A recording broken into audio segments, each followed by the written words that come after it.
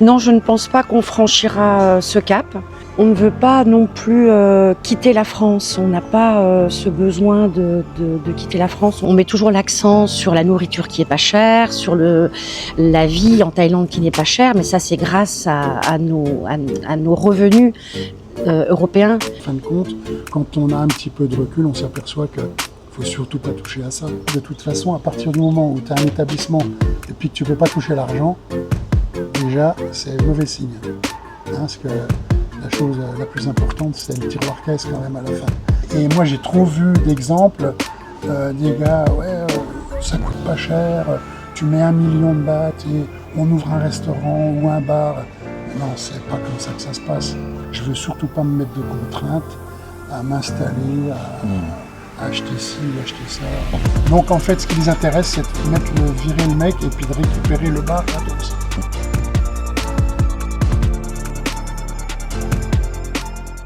Alors salut Nathalie, comment tu vas? Bien, très bien. Quand on est en Thaïlande, on est toujours bien. C'est vrai, c'est vrai. La petite parenthèse habituelle, n'oubliez pas de vous abonner, de liker la vidéo et de laisser un petit commentaire. Alors dis-moi Nathalie, vous êtes arrivée en Thaïlande depuis peu avec ton mari? Oui. Eric qui est là à côté, qui nous regarde. Qui nous regarde. Nous sommes arrivés il y a 2 jours, 3 jours. Oui, 3 jours. Ok. Voilà. Pour la première fois sur Hua Hin. Ouais, c'est ce que j'allais dire, toute première fois à Hua Hin. Par contre, vous connaissez assez bien la Thaïlande, ça fait plusieurs années que vous venez en Thaïlande. Oui, ça fait presque une quinzaine d'années. D'accord. On va commencer à être bien piqué à la Thaïlande. Ouais, piqué depuis un moment même. Depuis un bon moment. Dis-moi d'ailleurs, ça c'est intéressant, pourquoi vous revenez à chaque fois en Thaïlande?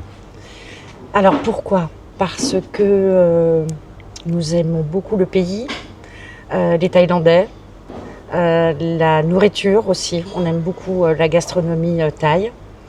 Et puis le climat, la sécurité, souvent des arguments que tout le monde met en avant, et bien nous aussi, on a les mêmes. On aime cette douceur de vivre, un peu comme certains plats sweet and sour.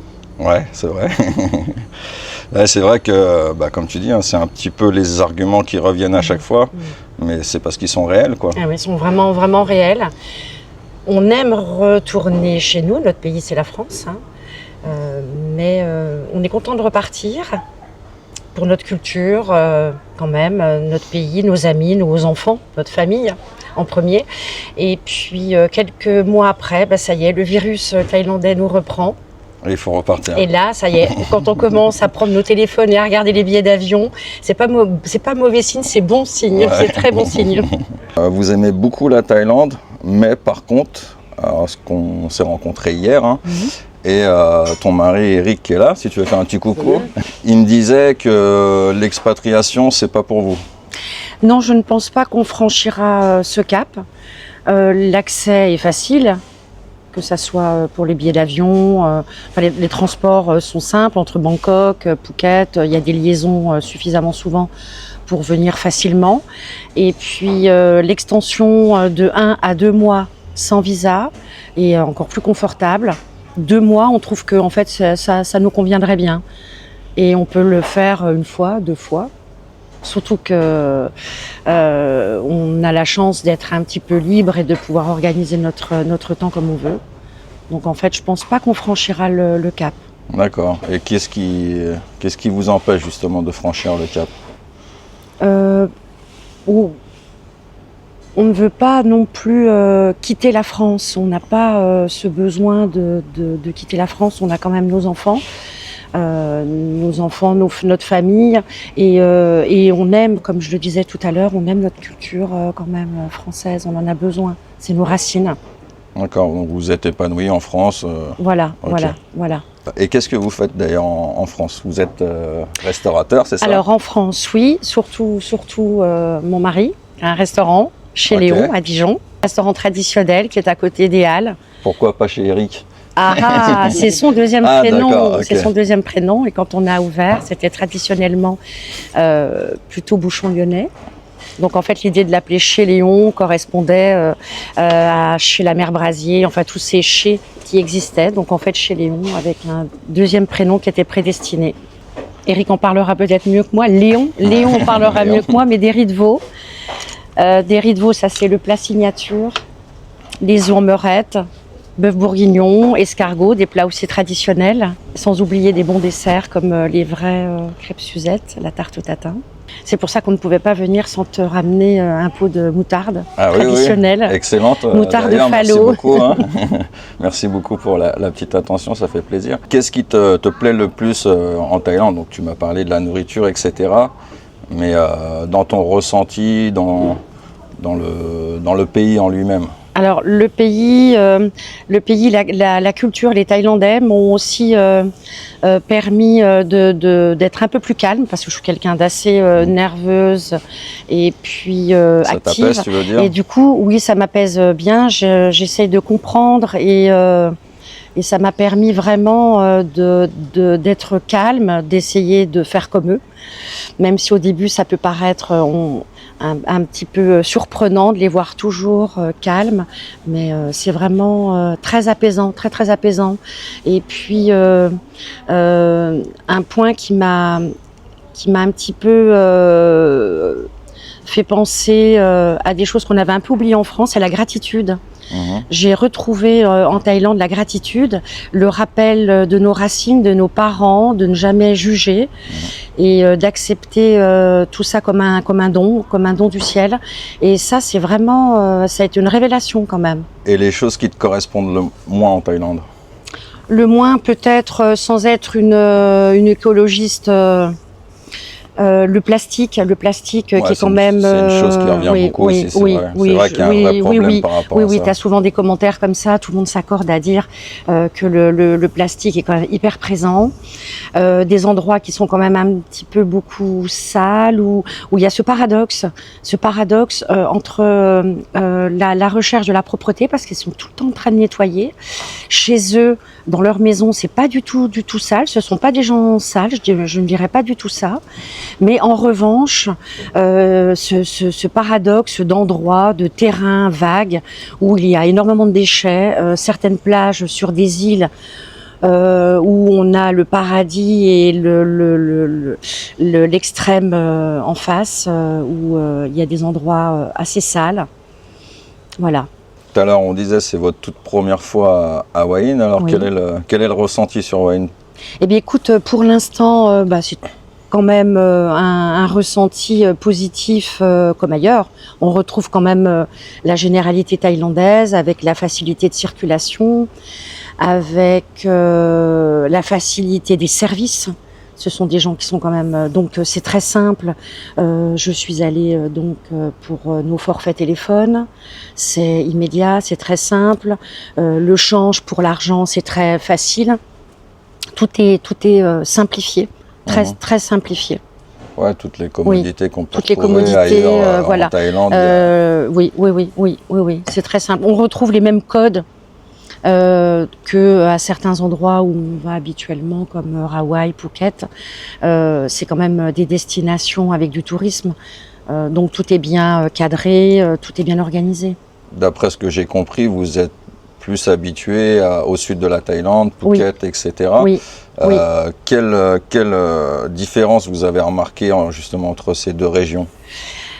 Alors pour l'instant, ça va être un petit peu délicat puisqu'on n'a encore pas tout fait sur Hua Hin, vu qu'on vient d'arriver. C'est la première fois qu'on vit en Thaïlande au mois de septembre, parce que à Phuket, il fait souvent mauvais, c'est la mousson. Donc c'est pas du tout une période pour venir. Et quand on a vu que Hua Hin n'était pas du tout comme à Phuket, qu'il pleuvait beaucoup moins, on a osé venir. Et en fait, il est vrai que pour l'instant, il fait vraiment très beau. Donc par rapport pour en revenir à Phuket et Rawai, il y a moins de monde, beaucoup moins de monde. Donc ça c'est plus agréable. Moins de clientèle où on se sent moins en sécurité. Quand on est arrivé dans les premières années, notre ami Jean-Paul nous a informé d'une fondation qu'il y avait chez les Karen, donc à la limite de la Birmanie, dans le nord de la Thaïlande, dans un village Karen, d'un jeune couple, Nid et son mari, qui s'occupe d'une fondation qui s'appelle Forgotten Foundation. Okay, et ce sont deux anges puisqu'ils s'occupent d'enfants. Alors on n'est pas sur le modèle d'un orphelinat avec des nouveau-nés, on est sur un modèle, ils ont une quinzaine de jeunes qu'ils ont récupérés, donc des jeunes qui sont apatrides, hein, comme eux, qui sont Karen, et c'est eux qui s'en occupent. Ces jeunes n'ont plus de parents. Soit le papa ou la maman est encore en Birmanie, ou suivant, bon, ils sont très discrets sur ça, et puis nous, ce n'est pas le genre de questions qu'on a posées. Donc nous sommes partis il y a quelques années les rencontrer, et à l'époque avec mon travail j'ai eu l'occasion de pouvoir leur apporter une grosse somme d'argent, puisque je travaillais pour un gros groupe qui avait créé une fondation, et j'ai rempli un dossier. Et donc on a été très contents de leur amener, en plus c'était Noël, donc c'était un très beau cadeau pour ces chrétiens. Et on est allé les voir, on leur a amené ce chèque, cette donation, et on a été accueillis. Déjà, ils ont décalé le jour de Noël parce que nous sommes arrivés le 26 décembre. Alors, on comprenait pas tout, mais en fait, ils ont décalé Noël, et le 26 au soir, ils ont fait une grande fête en notre honneur. Je pense pas qu'on méritait autant, mais en tous les cas, nous on l'a vraiment reçu comme un très très beau cadeau. Et ensuite, ils nous ont fait parcourir tous les villages avec des choses bien réglées, où on met des bougies devant chaque maison pour Noël. Donc ça a été vraiment des grands moments d'émotion. Je suis encore ouais. Et on est resté quelques jours vers eux. Ils nous ont accueillis vraiment très gentiment avec ses enfants. Et je pense qu'au mois de janvier, on va retourner les voir parce que ces enfants ont grandi. Pour certains, d'ailleurs, on les verra peut-être pas. Ils seront peut-être en faculté ou dans des écoles supérieures. Et donc vraiment un clin d'œil à ce couple, à ce jeune couple. Hein. Aujourd'hui, je pense qu'ils doivent avoir 35, 38 ans. Ils n'ont même pas 40 ans. Ils ont ces 15 jeunes dont ils s'occupent. Et il y a plusieurs villages Karen. Hein. Donc au-delà des 15 enfants, en plus tout le village profite et bénéficie quand nous on y va et qu'on fait des dons. Tout le monde vient et avec une gentillesse, et ces gens nous remercient vraiment d'une façon exceptionnelle. Donc ça, c'est vraiment encore une grande leçon de vie. De vie, ouais. Donc la Thaïlande nous donne. Donc nous, on rend également toute cette joie qu'ils nous apportent. Ok, ben, bravo à vous, hein, parce que c'est pas non plus tout le monde qui le fait, qui aide. Je pense que pour nous, Européens, souvent les gens parlent du pouvoir d'achat qu'on a. Et effectivement, il est en partie grâce à nos euros, à notre pouvoir d'achat de Français et nos revenus. Donc en fait, on met toujours l'accent sur la nourriture qui est pas chère, sur la vie en Thaïlande qui n'est pas chère, mais ça c'est grâce à nos revenus européens, ouais, qui sont supérieurs, parce que sont supérieurs, voilà. C'est vrai qu'avec un salaire thaïlandais, la vie n'est pas la même. Voilà. Il faut savoir que le SMIC, entre guillemets, thaïlandais, c'est à peu près 12 000 bahts, donc l'équivalent d'à peu près 300 €. Donc souvent, moi je pose la question aux personnes que j'interviewe, quel est ton budget pour vivre en Thaïlande, etc. Et bon, alors parfois c'est des budgets plus hauts que d'autres. Mais quand c'est des petits budgets, souvent j'ai des personnes qui critiquent, qui disent oui, mais non, mais c'est pas possible de vivre avec tant ou tant. Mais voilà, ils se rendent pas compte que les Thaïlandais, pourtant eux, ils y arrivent avec bien moins, quoi. Oui, tout à fait. Donc c'est pour ça que c'est vrai que nous, quand on est allé à cette fondation, je pense quand même que la somme, en fait, quand on est arrivé, Eric a dit à Nid, on va aller au supermarché, parce qu'on nous avait expliqué que en fait, ça servait à rien qu'on emmène des choses. Au contraire, c'était sur place qu'on allait savoir ce que eux avaient vraiment besoin. Et quand on est allé au supermarché avec le 4x4, elle était surprise parce qu'Eric lui disait vas-y. Donc on a mis une cinquantaine de brosses à dents, une cinquantaine de dentifrices, enfin, mais pour nous, la somme qu'on a attribuée à cette fondation, c'est rien, quoi, c'est rien. Mais pour eux, c'est énorme. Mais pour eux, c'était énorme, bien sûr. Ouais. Sur Hawaï, notre ami Jean-Paul. Quand même un petit coucou à Jean-Paul, c'est grâce à lui si on est venu et qu'on ne veut plus repartir. Salut Jean-Paul. Et Jean-Paul nous dit, tiens, la semaine prochaine, il va y avoir une distribution. Vous voulez venir? Alors, bien évidemment, on est trop content de venir, et puis on participe. Mais c'est pareil, c'est des choses très simples, c'est des sacs de riz. Donner un sac de riz à des Thaïs, c'est leur donner déjà l'essentiel. c'est leur consommation déjà, c'est leur nourriture essentielle. Et puis nous, on se laisse guider. On dit voilà, qu'est-ce qu'on doit donner, qu'est-ce qu'on doit acheter. Mais il n'y a pas du tout de pression. On nous demande pas d'intervenir. Ouais, On reste très discret. C'est pas forcé, vous le faites oui, de bon non, cœur. non, et oui, puis, vraiment. Oui, Non, c'est bah, de bon cœur. félicitations. Moi, j'apprécie beaucoup ce que vous donnez. C'est pas tout le monde qui le fait, et c'est vrai que c'est important quand même de rendre un petit peu l'appareil, de donner, tout simplement. Oui, tout à fait. Oui, parce qu'il y a quand même vraiment de la pauvreté mais qui ne se voit pas. Alors, je sais pas, nous on n'a jamais vu de gens, on n'a jamais vu de mendiants, on n'a jamais vu de gens qui quémandent. Je n'ai pas dit que ça n'existait pas, je sais pas, mais enfin nous, ça fait 15 ans, on ne voit personne. En Thaïlande, la mendicité, c'est quelque chose qui est mal vu. Ouais. Souvent, ils vont pas te demander de l'argent, mais ils vont te vendre quelque chose. Voilà. Et ça, on joue le jeu. Voilà. On joue le jeu. S'il faut acheter un petit bracelet, eh bien, on va acheter le petit bracelet. Mais en fait, c'est une autre façon de donner de l'argent. Et puis, effectivement, on ne voit pas, et on voit qu'il y a une solidarité entre eux. D'ailleurs, qui nous font également participer à cette solidarité. Ça, c'est vraiment le service aussi en Thaïlande, quoi. Ils sont serviables. Alors, ils sont commerçants, mais même ceux qui ne commercent pas, qui ne vendent rien, il y a cette notion de service. La bienveillance. Oui, et la bienveillance, oui. Ouais, tout à fait. Le sourire, le pays du sourire. Il y a aussi un point qui nous anime, là c'est vraiment, ça nous anime tous les deux, voire même peut-être plus Eric, c'est la nourriture thaï. Qu'on affectionne particulièrement. Alors moi, je suis plutôt Nick Noi, ce qui veut dire pas du tout épicé, très petit. Un tout petit peu. Alors qu'Eric, c'est Sam Thaï, same people, Thaï. Pet Mac. Ouais. Oui, voilà. Eric mange très épicé, comme les Thaïs. Et puis on a eu l'occasion chez notre ami Jean-Paul de vivre avec la famille. Et Eric s'est mis en cuisine avec la maman et ça lui a permis de découvrir des plats, de poser des questions et d'apprendre à faire un maquereau séché au gnoc mam. Des choses comme ça. Et du coup, quand on est en France, eh bien, on cuisine, si ça nous manque. Du coup, Eric cuisine thaï. Les copains nous le réclament. On arrive à trouver maintenant tous les ingrédients, il n'y a pas de souci. Il s'est mis en cuisine avec elle. Elle a eu du mal parce que c'est aussi dans leur culture d'être avec des pharangues, c'est pas évident pour eux. Elle était gênée. Et puis quand elle a vu un peu la barrière de la langue aussi. Oui, la barrière de la langue parce qu'elle parlait pas du tout anglais. Et il a commencé à apprendre à faire le massaman.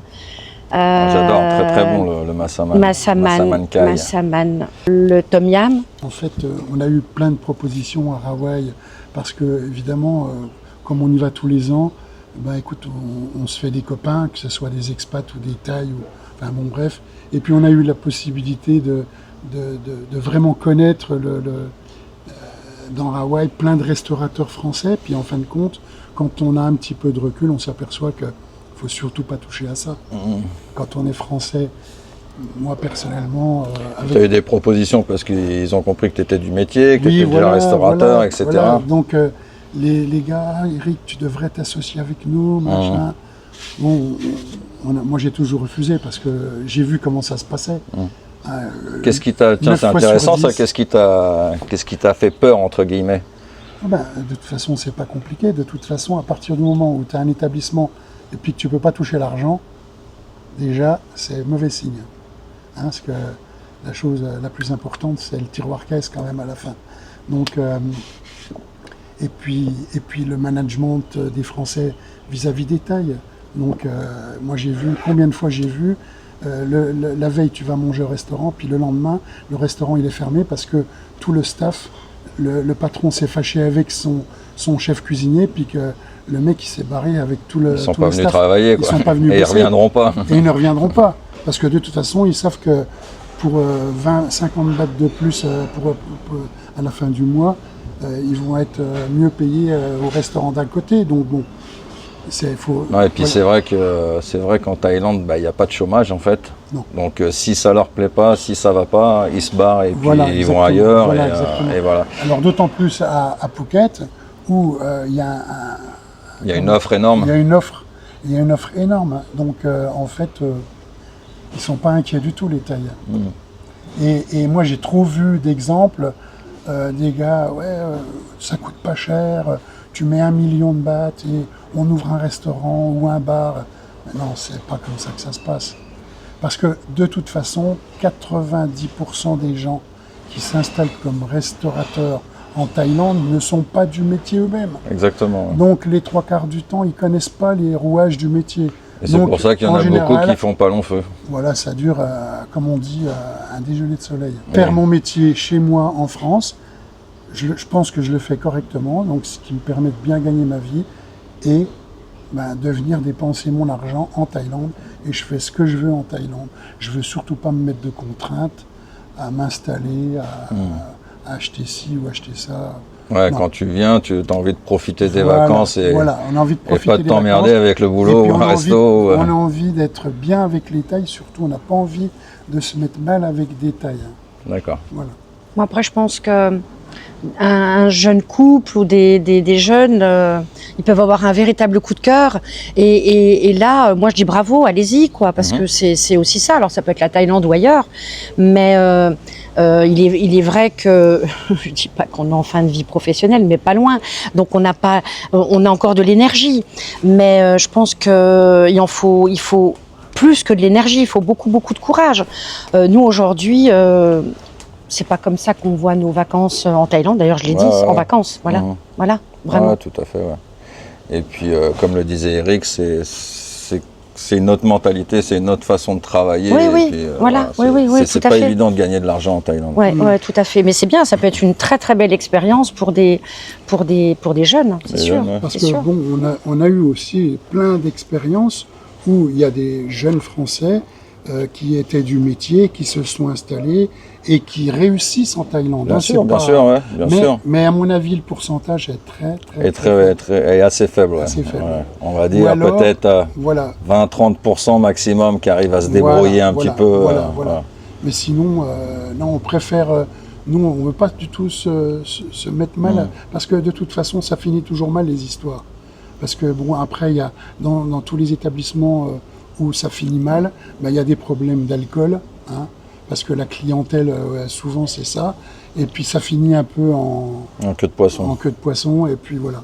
Et puis, le mec qui est associé, il retrouve jamais son argent qu'il a mis au départ, parce que...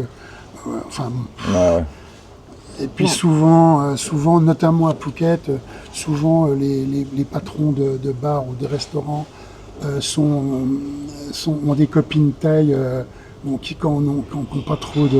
Hein, qui sont plus, on va dire, intéressés. Ouais, voilà. Donc en fait, ce qui les intéresse, c'est de virer le mec et puis de récupérer le bar gratos. Voilà. Ouais, ça arrive souvent, très souvent. Voilà. C'est un petit peu le cas typique des gens qui ne se préservent pas ou qui ne prennent pas leurs précautions. Exactement. Ouais.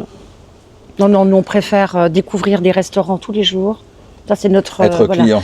Oui, être client. Être client. Tous les jours, découvrir des petites choses différentes. Et puis surtout, nous, on est heureux parce que on a notre groupe de copains. On se retrouve, je pense, comme toi ici. Tu vas boire le café avec des copains le matin. Tout à fait. Voilà, on est super content de faire ça. Et puis de faire du bien aussi quand on peut le faire. Voilà, surtout. Je pense que ça, on l'a en nous. Avec Nathalie, on a été beaucoup aidé par notre ami Jean-Paul, qui lui aussi est toujours très bienveillant avec les Thaïs. Lui, ça fait encore bien plus longtemps qu'il vit en Thaïlande, voilà. Donc nous, c'est notre truc, c'est ça, voilà. Ok, merci beaucoup à vous deux. Merci à toi, et Eric. William. C'était un grand plaisir de faire cette vidéo avec tous les deux. C'était vraiment très intéressant. Donc, je vous souhaite de profiter de vos vacances au maximum. Sûr. Et puis, on va dire vive la Thaïlande. Nous, oui, voilà, vive la Thaïlande. Beaucoup apprécié nos échanges, notre échange, et on continue. On te suit beaucoup sur YouTube, et puis on continuera de le faire. Ça fait super plaisir. Voilà. Merci à vous. Et puis je vous dis à très bientôt dans une prochaine vidéo. Allez, Merci. ciao, bye bye. Ciao.